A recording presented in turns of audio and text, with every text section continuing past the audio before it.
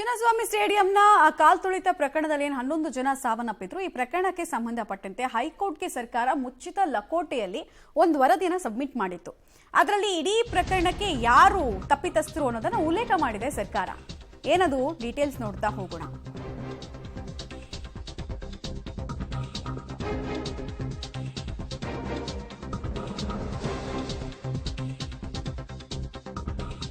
ಪೊಲೀಸರಿಗೆ ಸರ್ಕಾರ ಸಲ್ಲಿಸಿರುವಂತಹ ವರದಿಯಲ್ಲಿ ಕ್ಲೀನ್ ಚಿಟ್ ಕೊಡಲಾಗಿದೆ. ಕಾರ್ಯಕ್ರಮಕ್ಕೆ 7 ದಿನ ಮುಂಚಿತವಾಗಿ ಅನುಮತಿ ಕೊಡಬೇಕಾಗಿತ್ತು. ಆದರೆ ಕಾರ್ಯಕ್ರಮದ 12 ಗಂಟೆ ಮುಂಚಿತವಾಗಿ ಆ ಟೀಮ್ ಮ್ಯಾನೇಜ್ಮೆಂಟ್ ಅವರು ಮನವಿ ಮಾಡಿದ್ರು. ಪೊಲೀಸರು ಕಾರ್ಯಕ್ರಮವನ್ನು ರದ್ದು ಮಾಡಿದ್ರೆ ಗಲಭೆ ಆಗ್ತಾ ಇತ್ತು. ಹೈಕೋರ್ಟ್ಗೆ ರಾಜ್ಯ ಸರ್ಕಾರ ಸಲ್ಲಿಸಿರುವಂತಹ ವರದಿಯಲ್ಲಿ ಈ ಅಂಶಗಳು ಉಲ್ಲೇಖ ಆಗಿದೆ. ಜೂನ್ 12ನೇ ತಾರೀಕು ಸರ್ಕಾರ ಸಲ್ಲಿಸಿರುವಂತಹ ವರದಿಯ ಡೀಟೇಲ್ಸ್ ನಿಮ್ಮ ಪಬ್ಲಿಕ್ ಟಿವಿಗೆ ಲಭ್ಯ ಆಗ್ತಾ ಇದೆ. ಕೋರ್ಟ್ನಲ್ಲಿ ಸಬ್ಮಿಟ್ ಆಗಿರುವಂತಹ ಸರ್ಕಾರದ ರಿಪೋರ್ಟ್ ನೋಡಿ. ಅಲ್ಲಿ ಪೊಲೀಸರ ಲೋಪ ಇಲ್ಲ ಅನ್ನೋದನ್ನ ಅಲ್ಲಿ ಹೇಳ್ತಾ ಇದ್ದಾರೆ. ಕ್ಯಾನ್ಸಲೇಷನ್ ಆಫ್ ದ ಇವೆಂಟ್ ಅಥವಾ anticipated event can inside the crowd tremendously, ಅಂದ್ರೆ ಅದು ಇನ್ನಷ್ಟು ಪ್ರಚೋದನೆಗೆ ಒಳಪಡ್ತಾ ಇದ್ರು ಅಲ್ಲಿನ ಜನ, ಅಲ್ಲಿ ಸೇರಿದಂತಹ ಜನ. ಆಮೇಲೆ ದೊಡ್ಡ ಅನಾಹುತ ಆಗ್ಬಿಡ್ತಾ ಇತ್ತು, ಇದು ಗಲಭೆಗೆ ಕಾರಣ ಆಗ್ತಾ ಇತ್ತು ಅನ್ನೋ ಕಾರಣಕ್ಕೆ ಮಾಬ್ ವೈಲೆನ್ಸ್ ಬಗ್ಗೆ ಎಲ್ಲ ಮೆನ್ಷನ್ ಮಾಡಿದ್ದಾರೆ ನೋಡಿ. ಅನುಮತಿ ಕೊಡದೆ ಇದ್ದಿದ್ರೆ ಗಲಭೆ ನಡೀತಾ ಇತ್ತು, ಕಾರ್ಯಕ್ರಮಕ್ಕೆ ಅನುಮತಿ ಇರಲಿಲ್ಲ ಅನ್ನೋದನ್ನ ಸ್ಪಷ್ಟವಾಗಿ ಉಲ್ಲೇಖಿಸ್ತಾ ಇದ್ದಾರೆ. ಕಾರ್ಯಕ್ರಮಕ್ಕೆ ಅನುಮತಿ ಇರಲಿಲ್ವಂತೆ. ಇದು ಹೈಕೋರ್ಟ್ಗೆ ಸರ್ಕಾರ, ಸ್ಟೇಟ್ ಆಫ್ ಕರ್ನಾಟಕ ಅನ್ನೋದನ್ನ ನೀವು ಅಲ್ಲಿ ಪೆಟಿಷನರ್ ಯಾರು ಮತ್ತೆ ಪ್ರತಿವಾದಿಗಳು ಯಾರು ಅದೆಲ್ಲವನ್ನ ಕೂಡ ಅಲ್ಲಿ ಮೆನ್ಷನ್ ಮಾಡಿರೋದನ್ನು ಗಮನಿಸ್ತಾ ಇದ್ದೀರಾ. ಸರ್ಕಾರ ಸಬ್ಮಿಟ್ ಮಾಡಿರುವಂತಹ ವರದಿಯಲ್ಲಿ ಅನುಮತಿ ಕೊಡದೇ ಇದ್ದಿದ್ರೆ ಗಲಭೆ ಆಗ್ತಾ ಇತ್ತು, ಪೊಲೀಸರು ತಪ್ಪನ್ನ ಮಾಡಿಲ್ಲ, ಪೊಲೀಸರು ಚೆನ್ನಾಗಿ ಕೆಲಸ ಮಾಡಿದ್ದಾರೆ ಅಂತ ಈ ರಿಪೋರ್ಟ್ ಹೇಳ್ತಾ ಇದೆ. ಪೊಲೀಸರ ಪರವಾಗಿ ಬ್ಯಾಟಿಂಗ್ ಮಾಡ್ತಾ ಇದ್ದಾರೆ. ನೆನಪಿರಲಿ, ಇವತ್ತು ಪೊಲೀಸರ ಪರವಾಗಿ ಬ್ಯಾಟಿಂಗ್ ಮಾಡಿದ್ರು. ಇವತ್ತು ಅಂದರೆ 12ನೇ ತಾರೀಕು. ಇಡೀ ಗಲಭೆಯಲ್ಲಿ ಪ್ರಾಥಮಿಕ ತನಿಖೆ ಕೂಡ ಆಗಿರಲಿಲ್ಲ ಕಾಲ್ ತುಳಿತದಲ್ಲಿ. ಆಗಲೇ 4 ಜನ ಅಧಿಕಾರಿಗಳ ತಲೆದಂಡ ಮಾಡಿಬಿಟ್ಟಿದ್ರು. ಈಗ ನೋಡಿದ್ರೆ ಸರ್ಕಾರ ಪೊಲೀಸರ ಬೆನ್ನಿಗೆ ನಿಲ್ತಾ ಇದೆ. ಇದು ನಾನಾ ಕನ್ಫ್ಯೂಷನ್ಗಳಿಗೆ ಕಾರಣ ಆಗ್ತಾ ಇದೆ. ಚಿನ್ನಸ್ವಾಮಿ ಗೇಟ್ನಲ್ಲಿ ನಿರ್ವಹಣೆಯ ಕೊರತೆ ಇತ್ತು ಅನ್ನೋದರ ಮೆನ್ಷನ್ ಅನ್ನು ಕೂಡ ಮಾಡಲಾಗಿದೆ. ಗೇಟ್ನಲ್ಲಿ ಸಿಬ್ಬಂದಿಗಳು ಸೂಕ್ತ ರೀತಿಯಲ್ಲಿ ಇರಲಿಲ್ಲ. RCB, DNA, KSAಯಿಂದ ಸಂಪೂರ್ಣವಾಗಿ ಕಾರ್ಯಕ್ರಮದ ಮಿಸ್ ಮ್ಯಾನೇಜ್ಮೆಂಟ್ ಆಗಿದೆ. ತಡವಾಗಿ ಅಸಮರ್ಪಕವಾಗಿ ಗೇಟ್ಗಳನ್ನು ಓಪನ್ ಮಾಡಿದ್ರು. ಜನ ಸೇರಿದ್ರು ಕೂಡ ಆಟಗಾರರು ಬರಲಿ ಅನ್ನೋ ಉದ್ದೇಶದಿಂದ ಗೇಟನ್ನು ಓಪನ್ ಮಾಡಲಿಲ್ಲ.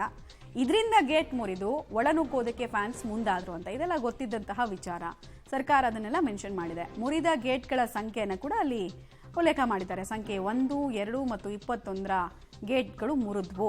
ಅದು ಯಾರ ಕಾರಣಕ್ಕೆ ಅಂತ ಹೇಳಿದ್ರೆ ಜನ ಅಷ್ಟರ ಮಟ್ಟಿಗೆ ಇದ್ರು. ಮಧ್ಯಾಹ್ನ 3:30ರಿಂದ ವಿವಿಧ ಗೇಟ್ಗಳಲ್ಲಿ ಕಾಲ್ ತುಳಿತ ಉಂಟಾಗಿದೆ ಅನ್ನೋದನ್ನ ಕೂಡ ತಿಳಿಸಿದ್ದಾರೆ. ಹಾಗೆ ನೆಕ್ಸ್ಟ್ ಪಾಯಿಂಟ್ ಅನ್ನು ಗಮನಿಸೋದಾದ್ರೆ ನಾವು ಫಸ್ಟ್ ಕಾಲ್ ತುಳಿತ ಆಗಿದ್ದು 3:30ಗೆ, ಕಾರ್ಯಕ್ರಮ ಸ್ಟಾರ್ಟ್ ಆಗಿದ್ದು 4:30. ನೆನಪಿಲ್ಲ ನಿಮಗೆ. ಈ ಸಂದರ್ಭ 7 ಪೊಲೀಸ್ ಸಿಬ್ಬಂದಿಗೆ ಗಾಯಗಳಾಗಿದೆ. ಕ್ರೌಡ್ ಅನ್ನ ಮ್ಯಾನೇಜ್ ಮಾಡಬೇಕಾದ್ರೆ ನಮ್ಮವ್ರಿಗೇನೆ ಅಂದ್ರೆ ಸರ್ಕಾರದ ಭಾಗವಾಗಿರುವಂತಹ ಪೊಲೀಸರಿಗೆ ಗಾಯ ಆಗಿದೆ.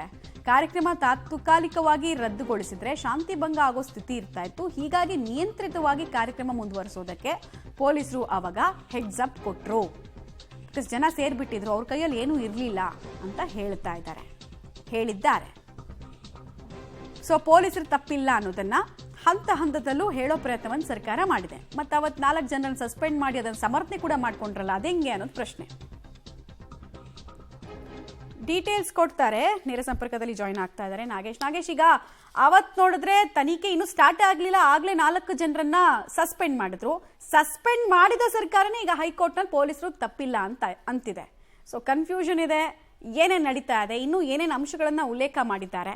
ಮ್ಯಾಜಿಸ್ಟ್ರೇಟ್ ತನಿಖೆಯಲ್ಲಿ ಪೊಲೀಸರು ತಪ್ಪಿದೆ ಅಂತ ಉಲ್ಲೇಖ ಮಾಡಿದ್ದಾರೆ. ಸೊ ಕನ್ಫ್ಯೂಷನ್ಸ್ ಇದೆ. ಮಮತಾ, RCB ವಿಜಯೋತ್ಸವದ ವೇಳೆ ಆದಂಥ ದುರಂತದ ವರದಿಯನ್ನು ಸರ್ಕಾರ ಹೈಕೋರ್ಟ್ಗೆ ಸಲ್ಲಿಕೆ ಮಾಡಿರುವಂಥದ್ದು. ಜೂನ್ 12ನೇ ತಾರೀಕು ಸರ್ಕಾರ ಘಟನೆ ಏನಾಯಿತು, ಘಟನೆಗೆ ಕಾರಣ ಏನು ಅನ್ನುವಂಥದ್ದನ್ನು ಬಹಳ ಸ್ಪಷ್ಟವಾಗಿ ಉಲ್ಲೇಖ ಮಾಡಿ ಹೈಕೋರ್ಟ್ಗೆ ವರದಿಯನ್ನು ಸಲ್ಲಿಕೆ ಮಾಡಿರುವಂಥ ವರದಿಯ ಪ್ರತಿ ಈಗ ಪಬ್ಲಿಕ್ ಟಿವಿಗೆ ಲಭ್ಯವಾಗಿರುವಂಥದ್ದು. ಬಹಳ ಪ್ರಮುಖವಾಗಿ ಈ ಒಂದು ಘಟನೆಗೆ ಪೊಲೀಸರ ತಪ್ಪೇನೂ ಇಲ್ಲ ಅನ್ನುವಂಥ ಅಂಶಗಳನ್ನು ಉಲ್ಲೇಖ ಮಾಡಿರುವಂಥದ್ದು. ಇನ್ಸಿಡೆಂಟ್ ನಡೆಯುವಂಥ ಸಂದರ್ಭದಲ್ಲಿ ಪೊಲೀಸರು ಬಹಳ ಚೆನ್ನಾಗಿಯೇ ಕೆಲಸ ಮಾಡಿದ್ದಾರೆ ಅನ್ನುವಂಥ ಅಂಶಗಳನ್ನು ಆ ವರದಿಯಲ್ಲಿ ಉಲ್ಲೇಖವನ್ನು ಮಾಡಿರುವಂಥದ್ದು. ಅದಾದ ನಂತರ ಮತ್ತೆ ಇನ್ನೇನು ಮಾಡಿದೆ ಅನ್ನುವಂಥದ್ದನ್ನು ಪರಿಶೀಲನೆ ಮಾಡಿ ನೋಡಿದಂಥ ಸಂದರ್ಭದಲ್ಲಿ RCB ವಿಜಯೋತ್ಸವಕ್ಕೆ ಸಂಬಂಧಪಟ್ಟಂತೆ ಕಾನೂನಿನ ಪ್ರಕಾರ 7 ದಿನಗಳ ಮುಂಚಿತವಾಗಿ ಅಂದರೆ ಈ ವಿಜಯೋತ್ಸವದ ಬಗ್ಗೆ ಅನುಮತಿಯನ್ನು ಪಡೆಯಬೇಕಾಯಿತು. ಆದರೆ ಎಲ್ಲೂ ಕೂಡ ಅವರು 12 ಗಂಟೆ ಮುಂಚಿತವಾಗಿ ಮುಂಚಿತವಾಗಿ ಅಷ್ಟೇ ನಮ್ಮ ಬಳಿ ಅನುಮತಿಯನ್ನ ಕೇಳಿದ್ದಾರೆ. ಹಾಗಾಗಿ ಕಬ್ಬನ್ ಪಾರ್ಕ್ ಪೊಲೀಸರು ಅವರು ವಿಜಯೋತ್ಸವಕ್ಕೆ ಯಾವುದೇ ಅನುಮತಿಯನ್ನ ಕೊಟ್ಟಿಲ್ಲ ಅನ್ನುವಂತ ಮಾಹಿತಿಯನ್ನು ಕೂಡ ವರದಿಯಲ್ಲಿ ಉಲ್ಲೇಖವನ್ನ ಮಾಡಿರುವಂತದ್ದು. ಅದರ ಜೊತೆಗೆ ಬಹಳ ಸ್ಪಷ್ಟವಾಗಿ ಒಂದಷ್ಟು ಅಂಶಗಳನ್ನು ಸೇರಿಸುವ ಕೆಲಸವನ್ನ ಮಾಡಿ